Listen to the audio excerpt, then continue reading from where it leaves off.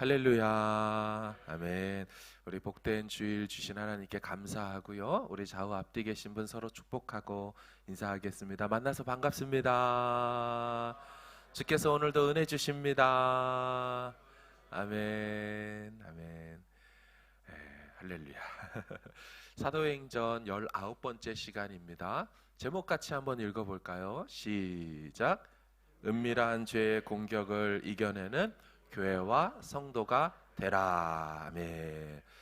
오늘 본문은 그 내용이 다소 충격적입니다. 우리 읽으면서 자연스럽게 이러한 의문이 들게 되죠. 과연 아나니아와 삽비라의 죄가 죽을 정도의 죄였는가? 이게 죽어야 할 일이었던가? 하나님은 이렇게 잔인하시고 참 고약하신, 완고하신 분이신가? 여러분은 어떠십니까? 그동안 이 본문을 읽으시면서 어떤 마음이 드셨습니까? 하나님은 헌금 제대로 안 하면 단박에 그 목숨을 앗아가시는 분이신가요? 이런 질문들에 대한 대답으로 오늘 설교 말씀을 같이 나누고자 합니다. 당시는 교회가 막 탄생하려고 하던 때였습니다. 나무로 비유한다면 막 이제 씨앗이 그 싹을 틔워가는 시기였다라는 것이죠. 그래서 교회는 아주 순수해야 했습니다. 세상을 정복할 이 작은 겨자씨가 처음부터 썩기 시작한다면 나중에 어떻게 될까요? 그래서 아나니아와 삽비라의 사건은 초대교회의 순수성을 보존하시려는 하나님의 강한 의지가 담겨있는 사건으로 보아야 한다는 것입니다. 남편 아나니아의 잘못은 표면적으로 볼 때 땅값 얼마를 숨기고 사도들을 속인 그것으로 보이겠지만 본문 3절의 말씀에 의하면 그는 성령을 속인 자였습니다. 아내 삽비라의 잘못도 겉으로 보면 남편이 하는 짓을 막지 않고 그대로 하도록 묵인한 정도의 일로 보여지지만 9절 말씀에 의하여 본다면 그는 주의 영을 시험했던 여자였습니다. 그러니까 아나니아와 삽비라의 행동은 처음으로 교회에 충만하게 임하시고 계시는 그 성령께 대하여 도전하는 아주 불손한 범죄 행위였다라는 것입니다. 여러분, 교회가 순결해야만 앞으로 이제 펼쳐지게 될 예루살렘과 온 유대와 사마리아와 땅끝까지 복음 전파할 수 있는 교회가 될 수 있건만 이 처음 싹이 날 때부터 성령의 역사를 방해하는 불순물이 교회 안에 조금씩 끼어들고 있었다라는 거죠. 따라서 그런 측면에서 본다면 오늘 사건의 일은 대단히 위험한 일이 아닐 수 없는 것입니다. 그래서 이 사건은 어떤 개인에 대한 심판의 장면으로 보기보다는 교회를 시험하는 사탄의 역사에 대한 하나님의 단호한 심판으로 보아야 한다는 거죠. 실제 베드로의 고백 속에서도 아나니아야 하면서 사탄이 내 마음에 가득하여, 이 일의 배후에 사탄이 있었다라는 것을 볼 수가 있습니다. 그래서 해당 사건에 대해 학자들은 이렇게 표현하곤 합니다. 이는 기적인데 심판의 기적이다. 이는 기적인데 심판 규율의 기적이다. 이는 기적인데 거룩한 가르침을 주는 기적의 사건이고, 이는 규율 위반의 기적이다. 여러분, 이 같은 식의 심판의 기적이 구약에도 있었던 적이 있었습니다. 바로 나답과 아비후가 하나님 앞에 제사할 때 여호와의 불에 삼킴당해 목숨을 잃었던 사건입니다. 자, 여기 10장에 있는데요. 우리 1, 2절을 한번 읽어보겠습니다. 시작. 아론의 아들 나답과 아비후가 향로를 가져다가 여호와께서 명령하시지 아니하신 다른 불을 담아 여호와 앞에 분향하였더니 불이 여호와 앞에서 나와 그들을 삼킴에 그들이 여호와 앞에서 죽은지라. 아멘. 말씀 계속 띄워주시고, 사실 생각해 보면 이 제사에 드리는 불을 명하지 않은 곳에서 가져왔다고 해서 여러분 이게 죽을 일입니까? 일반적으로 생각해 보면 그렇지 않습니다. 그리고 실제로 이 정도의 잘못을 했다고 해서 하나님이 그 후로 이스라엘을 이런 식으로 다스리지 않으셨습니다. 만약 이 정도 죄의 민감성으로 하나님이 이스라엘을 대했다면 이스라엘은 이미 광야 40년 동안 다 죽어버렸을 것입니다. 그러니까 레위기 10장의 나답과 아비후의 사건은요, 배경을 잘 보셔야 합니다. 그 배경의 문맥이 무엇이었냐? 이스라엘이 역사 속에 처음으로 하나님 앞에 제사하는 순간이었습니다. 그러니까 이제 막 제사장을 거룩하게 구별하여 세웠고요. 제사법을 어떻게 해야 한다고 가르쳐 놓은 상태에서 실제 그들이 드리는 첫 번째 실제사였습니다. 따라서 이렇게 드려지는 첫 제사는 가장 정확하고 가장 엄숙하며 거룩하게 이루어져야 했다라는 것이죠. 첫 단추가 잘못 끼어지면 그 뒤는 두고 볼 것 없이 다 잘못되는 것처럼 이 첫 제사가 잘못되면 앞으로도 그렇게 제사하는 게 맞는 것인 줄 알고 계속적인 잘못과 에러가 이스라엘 제사 속에 나타날 수 있기 때문이라는 거예요. 그래서 이스라엘 역사의 최초의 제사시 잘못이 일어나자 하나님이 엄히 경고하시고 강하게 다스린 거죠. 감히 함부로. 앞으로는 이런 식의 태도로 제사를 드리면 안 된다라는 경고의 메시지인 거죠. 여러분, 이 같은 맥락의 사건이 구약에 한 가지 더 있습니다.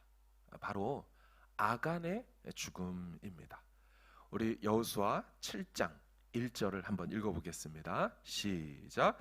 이스라엘 자손들이 온전히 바친 물건으로 말미암아 범죄하였으니 이는 유다 지파 세라의 증손 삽디의 아들 갈미의 아들 아간이 온전히 바친 물건을 가졌음이라. 여호와께서 이스라엘 자손들에게 진노하시니라. 아멘. 그렇죠.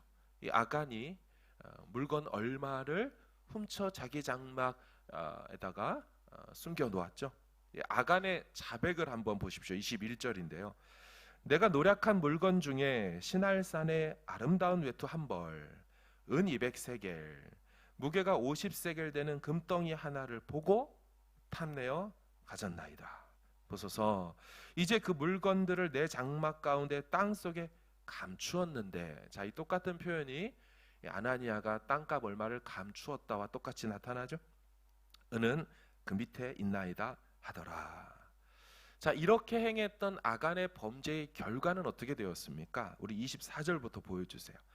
여호수아가 이스라엘 모든 사람과 더불어 세라의 아들 아간을 잡고 그 은과 외투와 금덩이와, 무서운 얘기가 나옵니다, 그의 아들들과 그의 딸들과 그의 소들과 나귀들과 양들과 장막과 속한 모든 것을 이끌고 아골 골짜기로 가서 여호수아가 이르되 내가 어찌하여 우리를 괴롭게 하였느냐.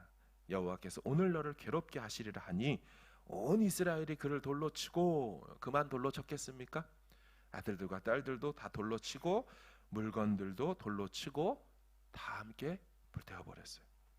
26절, 그 위에 돌 무더기를 크게 쌓았더니 오늘까지 있더라. 여호와께서 그의 맹렬한 진노를 그치시니 그러므로 그곳 이름을 오늘까지 아골 골짜기라 부르더라. 아나니아는 그 잘못을 하자 아내가 함께 죽임을 당했죠. 지금 아간은 그의 아들들과 딸들도 함께 돌로 쳐 죽임을 당했습니다. 여러분, 이 장면을 어떻게 보셔야 될까요? 10계명에 따르면 도둑질하지 말라, 8계명이죠. 여러분, 도둑질하면은 돌로 쳐 죽여야 된다고 써 있습니까? 그렇지 않죠. 그런데 왜 아간의 도둑질, 이 숨기고 감춘 죄에 대하여 이렇게 무섭게 다루고 있는 걸까요? 여러분, 이것도 문맥을 보셔야 됩니다. 문맥이 어떤 문맥입니까? 이제 약속의 땅에 들어와 첫 번째 치렀던 여리고 첫 승리 이후의 모습입니다. 여리고를 무너뜨리고 그 후 그 물건들을 어떻게 처리해야 되는지를 처음 보여주는 장면이라는 거죠. 아시는 것처럼 이 가나안 전쟁의 모든 전쟁들은 다 헤렘 전쟁, 진멸 전쟁이었습니다. 가나안 땅에 여호와의 백성들을 유혹하거나 부패하거나 타락시킬 만한 조금의 것도 하나님은 허용하지 않으시고 다 치워버리시고 제거하고 없애야 되는 성격의 전쟁, 이게 바로 가나안의 전쟁, 헤렘 진멸 전쟁입니다. 이는 마치 우리의 삶의 죄를 완전히 박멸하시고 치워 없애시려고 하는 하나님의 마음이 똑같은 것이죠. 여러분, 유월절을 지킬 때도 반드시 뭐를 다 치워내야 됐습니까? 집안에 누룩을 다 치워야 되죠. 완전히 대청소해서 누룩을 제거해야 된다라는 건 누룩이 죄를 상징하고 있기 때문에 성도의 삶, 구원받은 유월에 구원을 받은 사람들은 그 삶에 다 죄를 치워내야 한다. 이것이 바로 헤렘의 전쟁, 진멸 전쟁의 성격인 거죠. 그러니까 이스라엘 백성들은요, 이 나답과 아비후라는 역사 속 첫 제사에서도 완전하고도 거룩한, 순수하고도 무결한 상태로 그 제사를 배워야 했고, 보고 익혀서 앞으로도 계속 그런 식으로 제사해야 돼요. 출애굽했을 때가 주전 1446년으로 우리가 알고 있죠. 그러니까 첫 제사 이후로 예수님 오시면서 제사가 완결되고 완성되기까지 1400년 동안 제사가 치러져야 되는데, 그 첫 단추를, 첫 제사를 그렇게 가벼이 함부로 잘못된 상태로 시작할 수 없는 맥락 속에 하나님이 엄히 이 첫 제사를 다루셨던 거죠. 마찬가지로 40년 광야 생활이 끝났습니다. 약속의 땅에 들어와 이제 앞으로 또 수십 년 동안 정복 전쟁을 이뤄야 될 때, 하나님이 주신 첫 승리예요. 그리고 그 첫 승리의 이후의 것들을 어떻게 처리해야 되는지를 첫 단추를 낄 때 그들이 제대로 배우고 그 뒤의 처리들을 잘 하나님 뜻대로 해내야 되죠. 근데 거기서 죄가 들어오자 하나님이 칼을 든 것이죠. 제대로 배우고 보고 익히며 앞으로 여호와의 전쟁의 승리와 그 뒤의 해결들을 이렇게 해야 한다. 사랑하는 여러분, 처음은 매우 중요합니다. 처음부터 잘못되면 시간이 갈수록 그 문제는 더 커져만 갈 뿐이죠. 그래서 하나님은 아나니아와 삽비라의 사건을 이같이 엄히 다스린 것이죠. 여러분, 그리고 한 가지 더 생각해 볼 것이 있습니다. 자, 이 사건을 겪고 난 다음에 교회가 어떻게 되었다라고 성경이 보고하고 있습니까? 자, 5절과 11절에 두 번 나온 같은 표현인데요. 우리 5절을 먼저 좀 읽어보겠습니다. 시작. 이 일을 듣는 사람이 다 크게 두려워하더라. 자, 아멘. 자, 11절도 시작. 온 교회와 사람들이 다 크게 두려워하니라. 아멘. 똑같은 표현은 이 사건의 내용을 들었던 사람들이 다 크게 두려움에 빠지게 되었다. 이게 성경의 결과보고 문구이죠. 왜 하나님은 이제 막 태어난 신생교회에, 이 어린 교회에 이 두려움이라는 걸 주셨을까요? 한번 생각해 보십시오. 부모님 된 분들은 아실 거예요. 집에서 아이를 키울 때 어린아이가 처음 나쁜 짓을 했을 때, 여러분, 그때 보이는 부모의 반응은 어떠하느냐에 따라 이후의 아이의 행동이 결정된다는 것을 잘 아실 것입니다.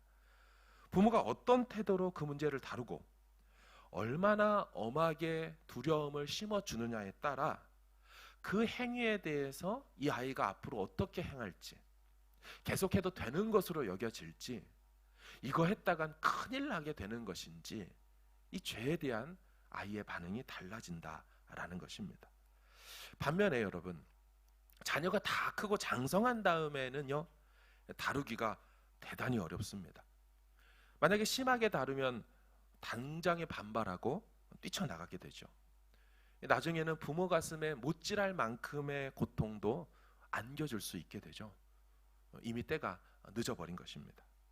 그러나 여러분, 어린아이의 때는 부모가 어떻게 다루느냐에 따라 그 뒤에 많은 것들이 결정되죠. 하나님께서는 이와 같은 아버지의 심정으로 이 막 시작된 어린 교회를 엄하게 다스린 것입니다. 이제 예수 믿고 사탄의 시험이 무엇인지 조금 알게 된 어린 교회인 초대교회입니다. 자칫하면 죄를 가볍게 여기고 그냥 받아들여도 된다라고 생각할 수 있는 그런 상태의 교회. 이제 예수 믿고 모든 죄 용서받았으니 이제 끝난 건가? 죄에 대해서는 무관한 건가? 계속해서 공격해 들어오는 사탄의 죄 공격을 안일하게 대처해 버릴 수도 있는 그런 여지와 가능성이 있는 어린 교회. 하나님 이 같은 어린아이와 같은 교회인 이 아장아장 걷게 되는 초대교회의 엄히 다스렸던 것입니다. 그래서 하나님은요, 처음부터 단호하게 교회가 앞으로 두고두고 평생 잊을 수 없는 하나의 사건을 모델 삼아 죄라는 것이 얼마나 무서운지를 가르쳐주고 있다라는 것입니다. 우리도 아이가 처음 도둑질이라는 거 할 때, 아이가 처음 부모의 지갑과 무엇에 손을 댈 때 그것을 보고 그냥 지나치는 부모가 없지요. 단호하게, 엄하게, 분명하게 말하죠. 아이가 행여나 무서운 불에다가 손을 넣거나 갑자기 라이터나 뭐를 켜려고 할 때 그것을 가벼이 대하는 부모가 없습니다. 먹지 말아야 되고 입에 대지 말아야 될 어떤 중요한 약품에, 독극물이나 이런 거에 손을 대려고 할 때도 높은 곳에 올려놓고 아예 쳐다도 보지 못하게 무섭게 일단 경고부터 하지요. 하나님은 성령이 임재하고 계신 이 교회에 죄가 들어오도록 함부로 용납해서는 안 된다는 사실을 처음부터 이 어린 교회에 확실히 교훈하고 계셨다라는 것이죠. 사랑하는 여러분, 이와 같은 성격의 심판이요, 이 아나니아와 삽비라 이후에 또 나타난 걸 본 적이 있으십니까? 없지요. 정말 그렇다면 신약교회에 이와 같은 일이 한 건도 없었기 때문에 기록되지 않았을까요? 아닐 겁니다. 우리 고난주간 특별집회 첫 시간에 다루었던 이 고린도 교회의 형편을 들어보셨죠. 엄청나게 잘못되고 교리적으로 문제가 되고 도덕적으로 윤리적으로 잘못된 게 한두 가지가 아니었어요. 분열하고 나눠졌어요. 여러분, 그런 경우에 주께서 그 교회에 그와 같이 똑같이 다루셨습니까? 그렇지 않았죠. 그들 중에서도 분명히 헌금할 때 불평하는 사람이 있었을 거예요. 억지로 헌금하는 사람도 있었을 거고요. 처음에 결심했던 것과는 달리 헌금을 조작해서 낸 사람들도 있었을 겁니다. 그러나 주님께서는 아나니아 부부 사건 그 한 번으로 족하다고 생각하셨던 것 같습니다. 그래서 교회는 기록된 이 사건을 앞으로도 계속 읽을 때마다 이걸 통하여 교훈받도록 하셨다라는 것입니다. 자, 그러면 여러분, 우리는 이제 어떻게 해야 될까요? 그때 그 사건이 본보기가 되었고, 아나니아와 삽비라 사건이 그들에게만 일어났으니 이제 우리는 괜찮은 걸까요? 아닙니다. 오늘날 똑같이 그렇게 엄중하게 즉결 심판을 행하지 않는다고 해서 그래서 우리가 막 함부로 살아도 된다는 뜻이겠습니까? 그렇지 않죠. 오늘 본문 사건이 정확히 그대로 우리 삶에 일어나는 것은 아니지만 오늘 본문을 대할 때 우리가 받아야 할 교훈과 영적 메시지는 동일하게 엄중하게 받아야 하는 것입니다. 바로 하나님을 속일 수 있다는 생각을 버려야 한다는 것이죠. 여러분, 아나니아와 삽비라 부부의 큰 착각은 하나님을 우습게 봤다는 것입니다. 그들은 하나님도 성령도 주의 영도 다 속일 수 있다라고 생각했던 것으로 보입니다. 5장 3절을 한번 읽어보도록 하겠습니다. 시작. 베드로가 이르되 아나니아야, 어찌하여 사탄이 네 마음에 가득하여 네가 성령을 속이고 땅값 얼마를 감추었느냐. 아멘. 남편 아나니아는 성령을 속일 수 있다라고 생각했습니다. 여러분, 바로 앞장에 3장, 4장 이런 걸 보면 성령이 충만했다는 표현이 무려 4번이나 등장하고 있습니다. 지금 이 교회에는 성령이 충만하게 거하고 계시다라는 거죠. 그런데 충만히 임하고 계신 그 성령을 아나니아는 마치 아니 계신 것처럼 생각하고 대하고 마구 행동했다라는 거죠. 그분의 존재를 부인하고 그분의 충만함을 없는 것처럼 여겼다는 거예요. 여러분, 아내 삽비라의 문제도 잘 보십시오. 9절을 한번 읽어보겠습니다. 시작. 베드로가 이르되 너희가 어찌 함께 꾀하여 주의 영을 시험하려 하느냐. 보라, 내 남편을 장사하고 오는 사람들의 발이 배 이르렀으니 또 너를 메어 나가리라 하니. 아멘. 삽비라는 주의 영을 시험했다. 주의 영을 시험했다, 주를 시험했다. 이 표현은 광야의 이스라엘 백성들이 했던 그 행동을 그대로 표현해주고 있습니다. 우리 시편 78편을 좀 화면을 보여줘 보십시오. 자, 보세요. 그들이 그들의 탐욕대로 음식을 구하며 그들의 심중에 하나님을 시험했다. 그뿐 아니라 하나님을 대적하여 말하기를, 이들의 말투를 보세요. 하나님이 광야에서 식탁을 베푸실 수 있으랴? 할 수 있겠나? 보라, 그가 반석을 쳐서 물을 내시니 시내가 넘쳤으나 그가 능히 떡도 주시며 자기 백성을 위하여 고기도 예비하시랴 하였도다. 그러니까 이들은 하나님이 만나를 주실 수 있으랴? 하나님이 고기도 줄 수 있나? 하나님은 하시겠다고 말씀하고 하나님이 그들 가운데 진중에 빽빽한 구름으로 충만히 임했는데도 불구하고 그들은 하나님을 의심하며 함부로 내뱉고 마음의 심중에 불손한 생각을 가졌다는 거죠. 이것이 광야 이스라엘 백성들이 주를 시험했던 모습이죠. 동일한 표현이 지금 아내 삽비라에게 해당되고 있죠. 삽비라야, 네가 주의 영을 시험했느냐. 사랑하는 여러분, 주의 말씀을 들으십시오. 갈라디아서 6장 7절입니다. 같이 한번 읽겠습니다. 시작. 스스로 속이지 말라. 하나님은 업신여김을 받지 아니하시나니 사람이 무엇으로 심든지 그대로 거두리라. 아멘. 하나님은 업신여김을 받지 않는다. 이 미크테리조라는 헬라어 단어는 영어 성경에는 머크라고 되어 있어요.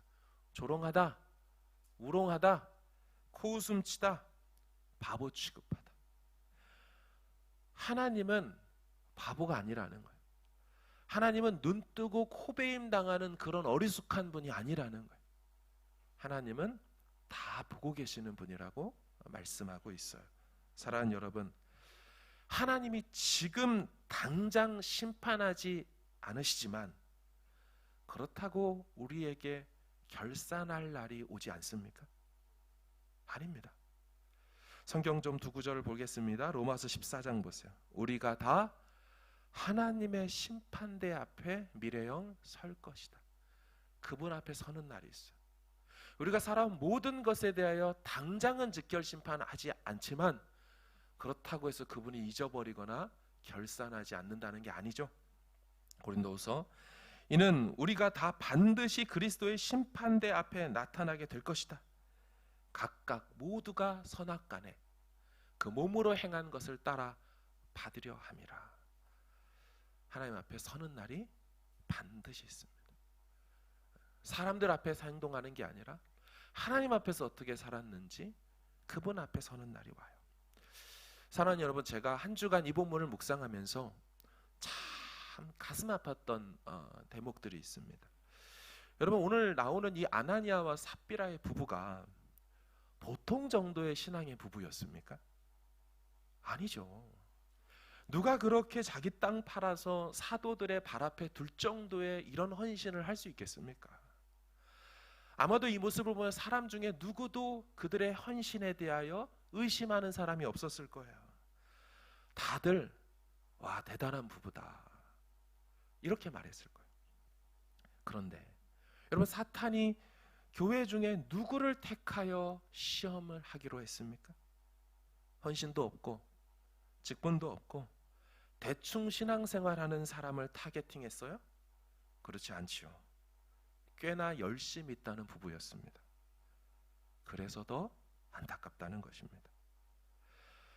여러분, 그렇다면 이 부부들이 노렸던, 이 부부들이 기대했던 것은 무엇이어서 이런 행동을 했을까요? 여러분, 땅을 팔아들이지 않으면 이들에게 무슨 문제가 있습니까? 종종 오해하는 것 중에 하나가 초대교회는 다 모든 걸 팔아 교회에 바쳤다. 그래서 그들은 사유재산이 없었다라고 착각하는데 공산주의자들이 그렇게 보죠. 절대 그렇지 않습니다. 초대교회는 모두 다 의무적으로 교인이 되려면 땅과 집을 다 팔아 바치지 않았습니다. 초대교회 성도들은 다 사유재산이 있었습니다. 모두 다 재산을 판 게 없어요. 나중에 기회가 되면 다 설명을 드리겠습니다. 여러분, 그래서 베드로도 이렇게 말을 하죠. 5장 4절 상반절 화면 보세요. 땅이 그대로 있을 때는 네 땅이 아니며 판 다음에도 네 맘대로 할 수가 없더냐. 무슨 말이에요? 아나니아 삽비라야, 너희들 땅이고 너희들 소유고 팔고 난 다음에도 그 수익금은 항상 너희들 것이었어. 그러니까 이 말이 팔아야 된다는 의무가 없습니다. 안 팔아도 되고 판 후에도 자기 거 맞아요. 자, 무슨 말을 하려는 걸까요? 아나니아와 삽비라의 부부는요, 꽤나 열심히 있었고 헌신적이었지만 무엇에 눈이 멀었느냐? 내가 이만큼 헌금하고 드립니다 였습니다. 이 사도들의 발 앞에 둘 때 사도와 자기들만 있었습니까? 주변에 사람들이 있었던 걸 알 수 있죠. 모두가 보는 앞에서 땅값이라고 하면서 돈을 쫙, 금화와 은잎과 세겔과 데나리온과 이런 거를 쫙 내려놓을 때, 그때 사람들에게 보여지게 되는, 얻게 되어지는 명예와 존경.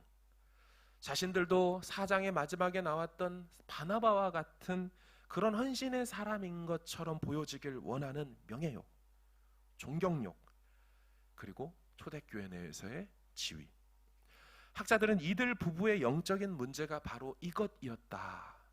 높아지려고 하는 교만죄, 아담과 하와를 건드리고 자극했던 그 교만죄가 다시 한번 여기서 등장하고 있다라고 말하죠. 너무 안타깝죠. 사랑하는 여러분, 남편 이 아나니아라는 사람, 그 이름의 뜻이 여호와가 은혜를 베푸셨다라는 뜻입니다. 아나니아, 여호와가 은혜를 베푸셨다. 그 이름대로 맞죠? 여러분, 이 사람이 어떤 과정 속에서 예수를 믿게 되었을까요?